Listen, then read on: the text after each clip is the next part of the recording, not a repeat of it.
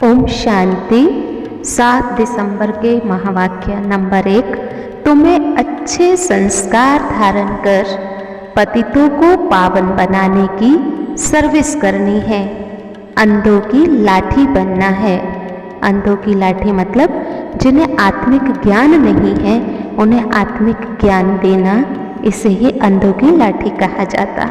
Number 2, जो बच्चे निरंतर अच्छा पुरुषार्थ करते रहते हैं वो हर्षित रहेंगे, रूहानी यात्रा पर रहेंगे। बैठे बैठे ही कभी परमात्मा को याद करेंगे तो कभी वैकुंठ में पहुंच जाएंगे, क्योंकि उन्होंने बहुत अच्छा पुरुषार्थ किया हुआ है। परंतु जिन्होंने अच्छा पुरुषार्थ नहीं किया है उनको पछताना होता है, उनको फिर सजाओं का साक्षात्कार भी होता है। नंबर 3, शिव बाबा ने आज कहा कि आप लोग चाहे जितने भी भाषण कर लो, लेकिन सबसे अधिक भाषण तो मैं ही करता हूँ। क्यों? क्योंकि मैं तो ज्ञान का सागर हूँ, फिर पतित पावन सद्गति दाता भी हूँ। ज्ञान से ही तो सद्गति होती है। वास्तव में मेरा नाम ज्ञान का सागर पतित पावन सद्गति दाता है।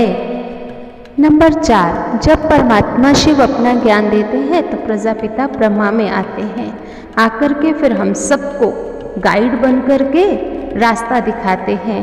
गाइड अर्थात जो आगे रास्ता दिखाते चले। गाते भी है ना, पतित पावन गाइड है, सर्व का सद्गति दाता है।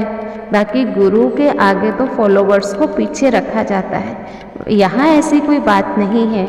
यहाँ तो शिव बाबा कहते बच्चे तुम आगे चलो, ब्रह्मा बाबा भी कहते बच्चे तुम आगे चलो। ये तो गौशाला भी है, गौओं के पीछे पीछे गवाला रहता है, नहीं तो गौएं इधर उधर चली जाएंगी। तो शिव बाबा कहते ये ब्रह्मा बाप भी पिछाड़ी में रहता है ना। देखो गजब की बात, दुनिया में गुरु के आगे कोई नहीं चल सकता, और यहाँ जो हमारा अलौकिक पिता बना वो हमारे पीछे चलता है। कितनी महानता और निर्माणता है। नंबर 5, ये मायावी दुनिया है, रावण की दुनिया है। यहाँ बहुत बुरे कर्म होते हैं, अच्छे करने वाले बहुत कम होते हैं, लेकिन बुरे संस्कार बहुतों में होते हैं। बाबा कहे बच्चे ये तो पाप आत्माओं की दुनिया है, अच्छे संस्कार तो आकर के मैं ही सिखलाता हूँ जो देवी देवताओं में होते हैं। नंबर 6, 2 मार्ग होते हैं, पवित्र मार्ग और अपवित्र मार्ग। देखो पवित्र मार्ग जो था वो सतयुग त्रेता युग में था, गृहस्थी भी थी लेकिन पवित्रता भरपूर थी, इसीलिए देवताओं को संपूर्ण निर्विकारी कहा जाता है। और यहाँ कलयुग में अपवित्र प्रवृत्ति मार्ग है। परिवार, घर गृहस्थी सब अपवित्र हैं। परमात्मा आकर के उनसे आसुरी अवगुण निकालते हैं। आसुरी स्वभाव ने ही सबको दुखी किया है, तो परमात्मा फिर से देवी दुनिया स्थापन करते हैं। नंबर 7, ज्ञान सुनना बड़ा सहज है, लेकिन परमात्मा की याद में बैठना बड़ा मुश्किल हो जाता है।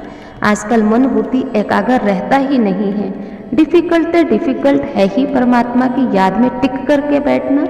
परमात्मा कहते व्यर्थ संकल्पों में थक जाते हैं, इसलिए परमात्मा को याद नहीं कर सकते। नंबर 8, तुम बच्चों को सारे संसार को राजयोग की पहचान करानी है। योग भी अनेक प्रकार के हैं, लेकिन सच्चा योग जो आत्मा का मिलन परमात्मा से कराता है, बाहर वालों को इसका ज्ञान नहीं है।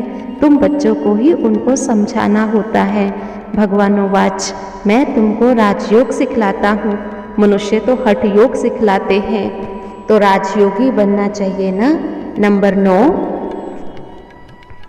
यहाँ पर किसी के भी मन में शांति नहीं है, चाहे ऑफिस में बैठो, चाहे घर में बैठो, चाहे कहीं भी बैठो, मन भटकता ही रहता है। लेकिन पसंद भी सबको शांति ही आती है, क्योंकि उनको शांति का नाम सुना हुआ है।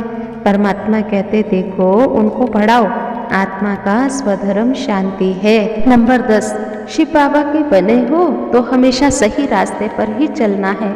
कई बच्चे तो बाबा का बन करके उल्टी चलन से इज्जत ही गवा देते हैं। बहुत बच्चे समझते हैं हम पाप करते हैं, बाप को मालूम थोड़ी पड़ता है। बाबा कहते बच्चे लास्ट में तुमको फिर साक्षात्कार होगा सजाओं का। बच्चे अभी तक छिपा करके भूले करते हो, तुम समझते नहीं हो।